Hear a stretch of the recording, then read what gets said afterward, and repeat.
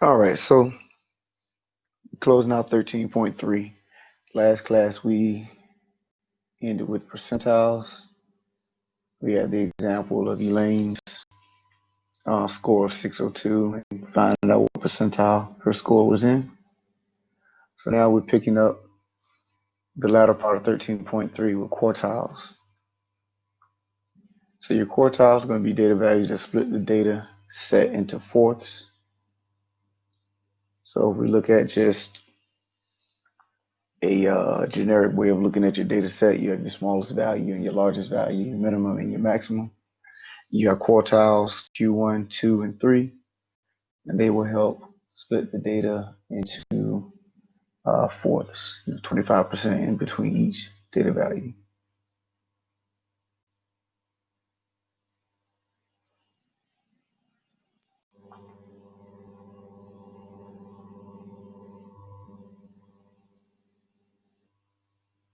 All right.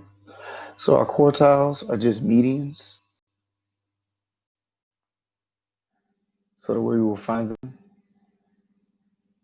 first we will list the data values from least to greatest. Don't forget to do that step. A lot of times people forget that step.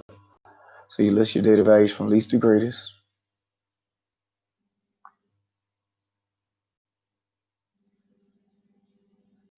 You will find Q2 first.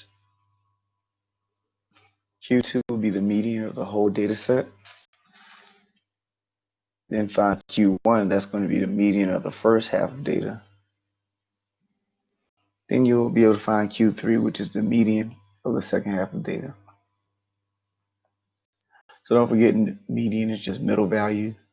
So you're talking about the middle value for Q2 being the middle value of the whole data set, Q1 being the middle value of the first half of data, and then Q3 being the middle half of the second half of data, the middle value of the second half of data.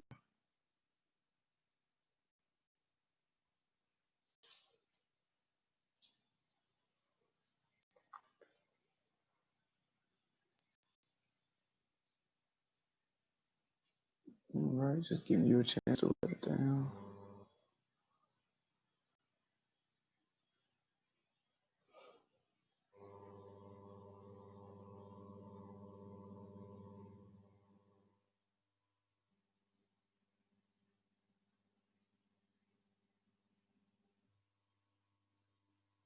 Yeah, of course, if I scroll up too fast, you can let me know. Let me erase some of this stuff.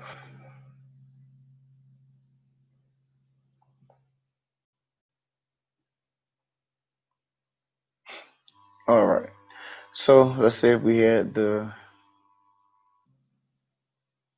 directions, find the quartiles. And this is my data set. Now there were 25 data values.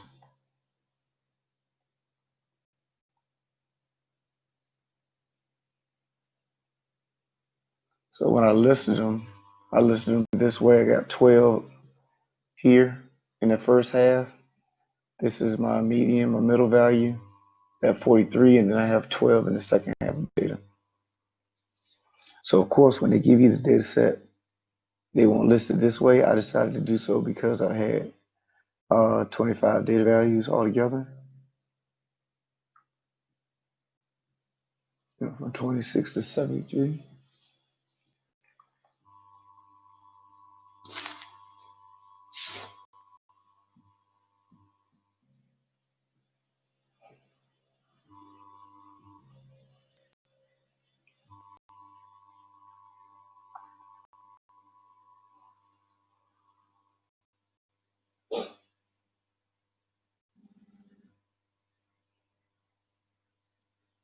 All right. So this 43 is my median of my whole data set, which would be Q2.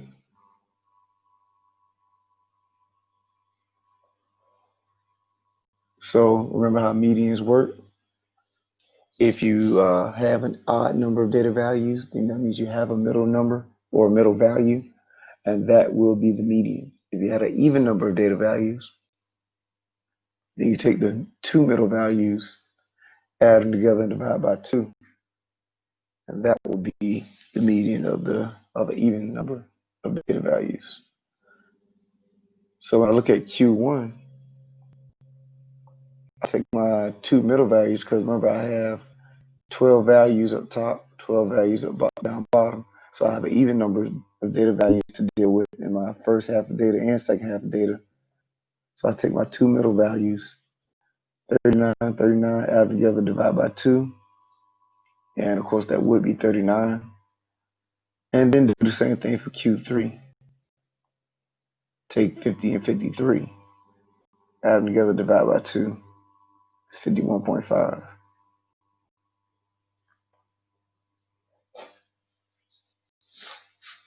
Make sure we're okay. Now, if I had an odd number of data values up top and bottom, then I wouldn't have to do that. Just remind you, all I would do is choose the middle value. When you have an even number, you have to take the two middle values, add them together, divide by 2.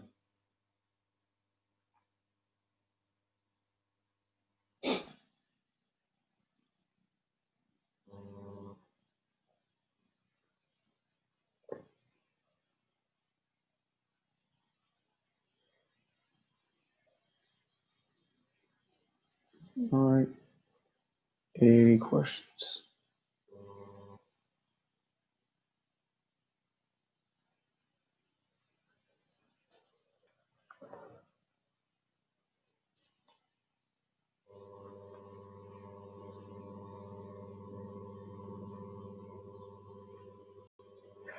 All right. So next thing, box and whisker plot, or sometimes called a box plot. It's a tool used to provide a visual summary of a set of data. So it's made up of a box that has two lines that extend from it to the minimum and maximum. Those two lines are called whiskers.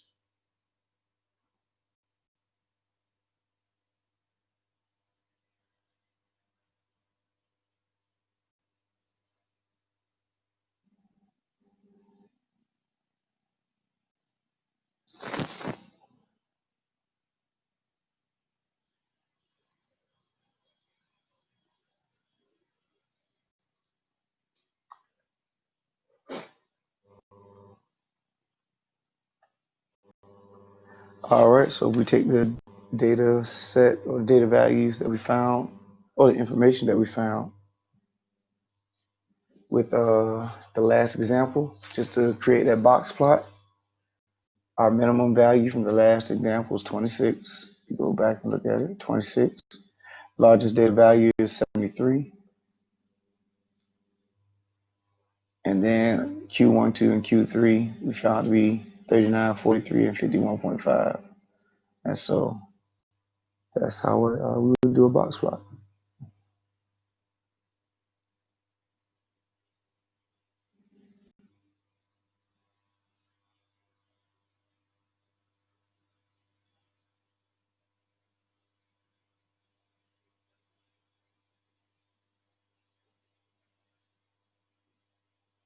Any questions?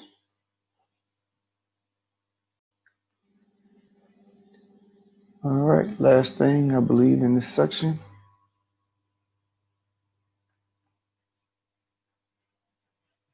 Say construct, or not construct, but stem leaf plot or stem leaf diagram. So your leaf will be the rightmost digit of a data value. Your stem will be all of the digits that precede the leaf. So if we look at the number 25, the 5 would be the leaf, the rightmost digit, the 2 would be the stem. And looking at the number 173, the 3 would be the leaf, and the 17, the 1 and 7 would be the stem.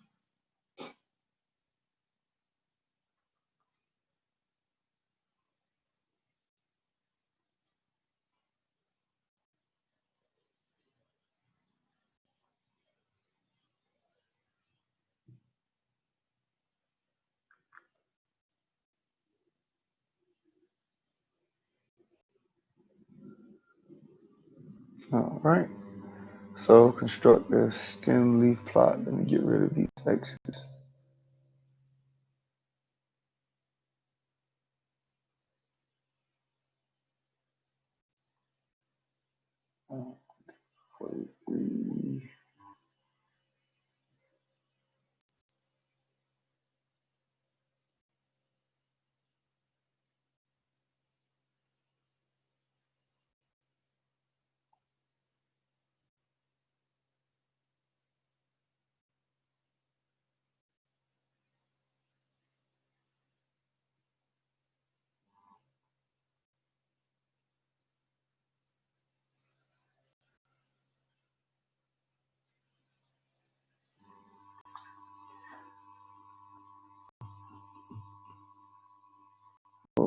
that 1 went to 6.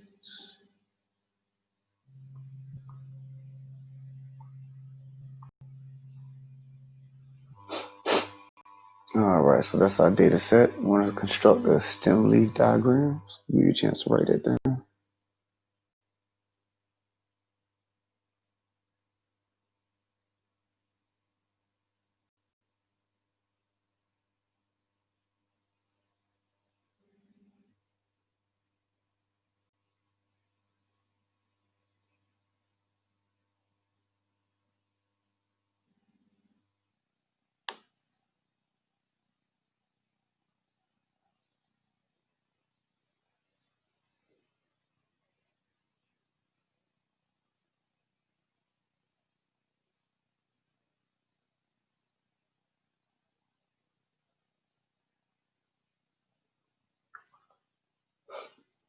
All right. So first thing we want to do is find the smallest and largest values, which is what I did. I circled the 43 and the 98. 43 is your minimum value. 93, 98, excuse me, would be your largest value. So that means the data set goes from 43 to 98. We start looking at the range of data.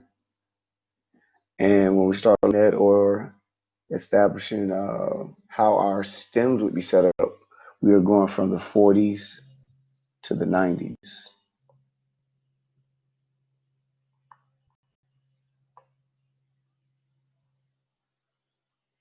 All right, so we'll be going from the 40s to the 90s.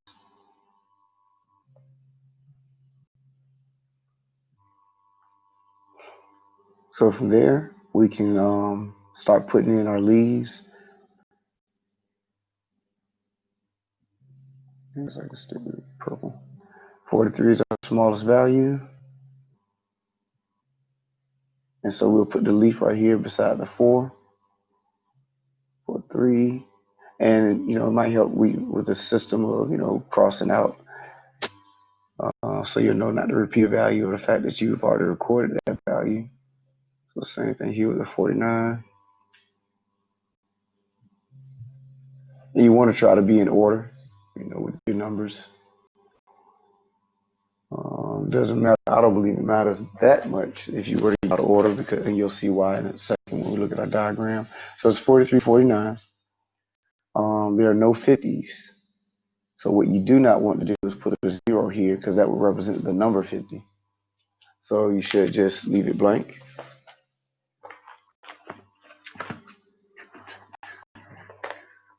Then we go to the 60s. Let's see what numbers are in our 60s. So we know the first one is 61. Next one, I see 65. Then 68. So I'll put a 5 and an 8.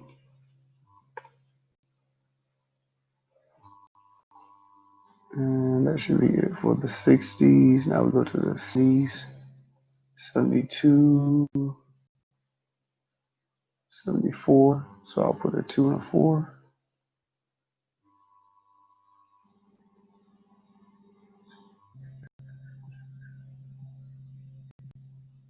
All right, making sure I'm not missing one. Oh, there should be a 3 behind it. I just looked at my data set. Sorry about that. Back here, this last data value should be 73. I don't know if I erased it before you guys saw it. So that means I should have a 3 down there too. So it should be 72, 73, 74.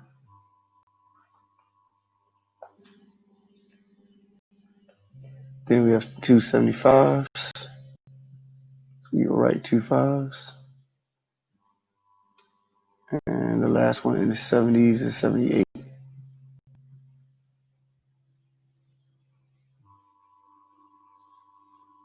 All right. Then we're in our 80s. I see 84, 85. I'll put 4, 5, 86, 86, 86. So I got these sixes, and that is it for 80. And then for the 90s, we got 96 and 98. 6 and 8. So that's how you would do the stem leaf chart. Questions on that? Make sure you're all right. So this is just another way to represent your data, another graph that would enable you to do so. It's really the same thing as a bar graph if you actually look at it. So it's just one of those things where you would choose this versus other graphical tools, depending on your audience. If your audience is an audience that likes numbers or more impressed by numbers, then you would choose something like this to present your information to them. If not, you can use just a bar graph, that has colors and pictures if that's what's most appealing to your audience. So, it always pays to do research on your audience if you're actually trying to do a presentation. All right. Questions, concerns, comments?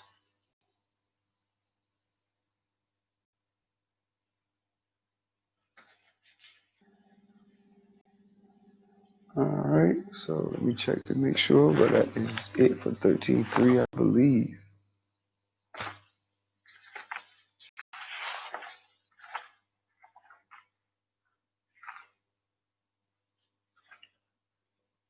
Yep. So next class.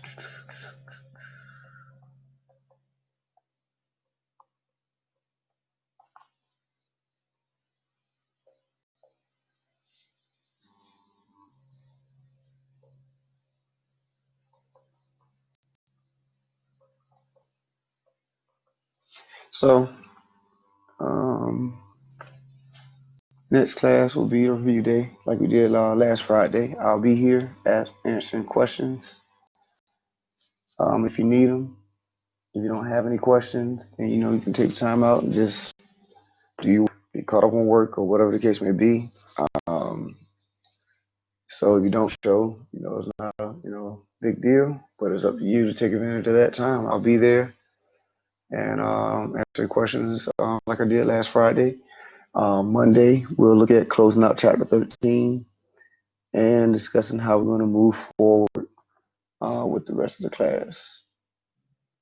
All right. Any questions before we close? Everybody good? Everybody straight? All right. So you guys have a great day. Be safe. And I will see you on Friday.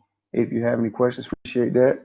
If you don't have any questions, then I will see you on Monday and have a great weekend. You guys take care.